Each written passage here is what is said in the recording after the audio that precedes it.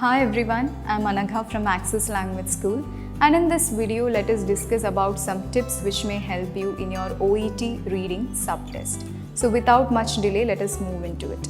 The very first thing, as you all might be knowing that the reading test consists of 3 sections, and especially part A is a time-bound test where you're expected to answer your questions within a preferred time limit. So you need to be very careful during this time. Also, you need not get worried if you have to face a variety of questions like sentence completion or short answer questions or whatever it may be. Third thing is, you should not have any kind of preconceived medical notions in your mind whenever you're appearing a question, because after all this is a language test and not a medical test. And fourth one is, do not spend too much time on a particular question. If you are not able to find answer to that question, suddenly skip to the next question.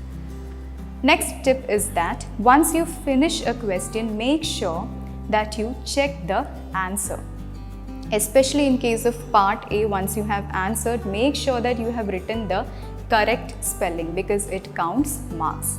Whereas in the case of part B and C, you are to provide proper valid reasons for the arguments which you produce or for the answers which you write. So make sure that you check it. And last one is nothing but do not get frustrated at any point of your examination, because if once you get frustrated, you will definitely it will result in the diminishing of your performance.